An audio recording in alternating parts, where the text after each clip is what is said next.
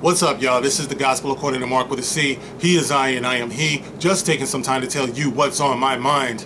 And as always, I want to thank all of the subscribers. I want to thank all of the commenters. I want to thank all of the people who like, all the people who share. I really do appreciate you with all my heart.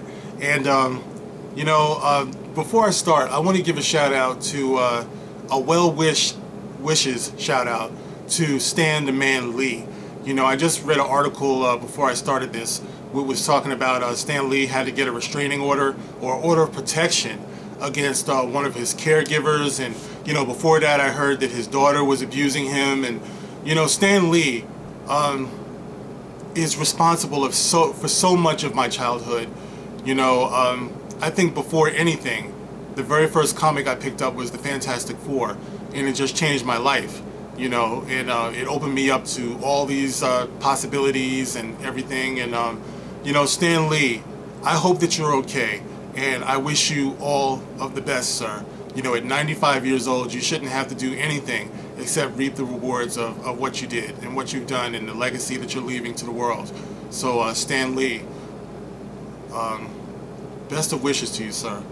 Now I want to talk about this because moving away from that, this past weekend my son took me for Father's Day to see The Incredibles 2, which was just what I wanted. So he took me to see The Incredibles 2, and actually, I should stop. I enjoyed it. I'm just a big kid, probably even more so than he is, and we had a great time, watching it. About halfway through, I kind of nodded out for a little bit because it got a little bit talky in the middle, but other than that, it was a superior flick, man. It's like we had a great time. It was funny. It was exciting. It was touching in some areas and everything, and my son loved it, and at the end, there was applause, so it was great to hear, because God knows we didn't hear that at the end of The Last Jedi. So it was good to see what audience appreciation sounds like, and to see the kids walking out happy and everything was just great. And like I said before, the Fantastic Four was my first comic, so in a way, The Incredibles kind of reminds me, am I the only one? The Incredibles kind of reminds me of the Fantastic Four. It has that kind of family vibe to it, plus it seems like it's set kind of in that 50s, 60s era, which to me is where the Fantastic Four needs to be. If you're going to do a live-action Fantastic Four, and I so want somebody to do this title justice, finally on the big screen, even though I do love Jessica Alba, but I'm just saying, it's like I would love to see a Fantastic Four movie that is set in the 60s, and somehow you get them up to the present, but I want them to start in the 60s. I would love that, because when you really think about it, Mr. Fantastic, The Invisible Girl, The Human Torch, The Thing, these titles belong in the 60s, you know what I mean? But anyway, getting away from that, when we were watching The Incredibles, somebody make that happen, by the way. When we were watching The Incredibles, something stuck out to me, because we were watching the previews, and one of the movies that we saw for the previews was Christopher Robin, starring Ewan McGregor, starring Ewan McGregor as an adult Christopher Robin.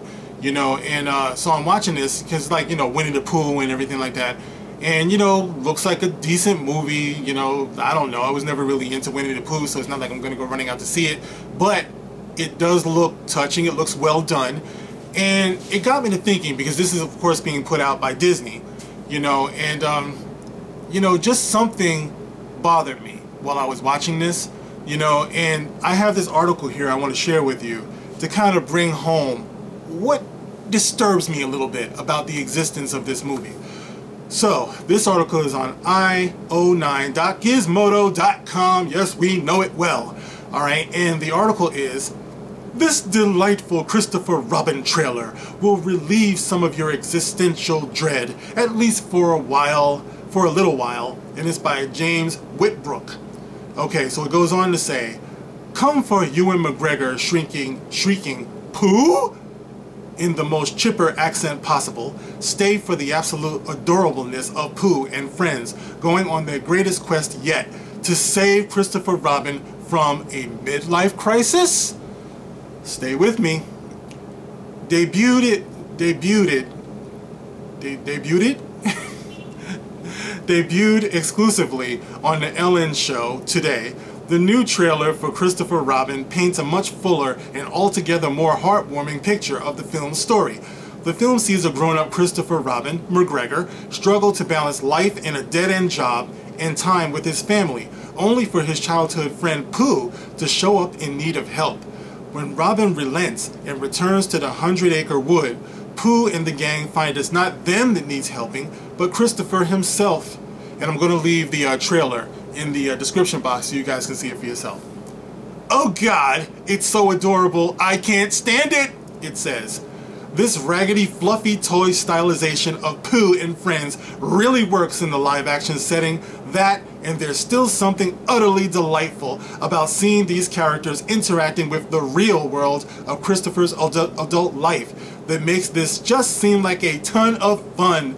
Given that the trailer also hints at Pooh and Christopher's relationship transitioning to the next generation with his daughter Madeline, I'm already anticipating Toy Story 3 levels of heart-wrenching goodness by the end of this, and I can't wait!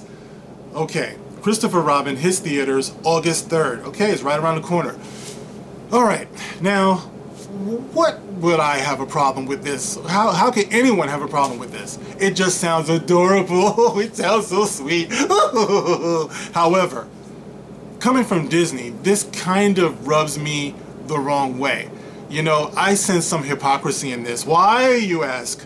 Well, when you take this and put it in the context of what the fandom has been going through with Star Wars, let me ask you something, Disney, okay? Since you seem to understand the concept of grown-ups yearning to return to their youth and to share it with their children, the next generation, and how it looks so sweet to never lose your innocence, what the fuck is up with calling Star Wars fans man babies? Would you say that adult Christopher Robin is a man baby?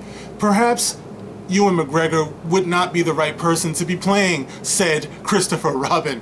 Maybe it should be, I don't know, John Goodman, perhaps? And John Goodman could play Christopher Robin, burned out, living in his mother's basement, lonely, you know what I mean? And when he goes to see Pooh, Pooh turns out to be, I don't know, Pooh turns out to be depressed, you know, on various drugs, losing all hope of life, you know, just generally fucked up.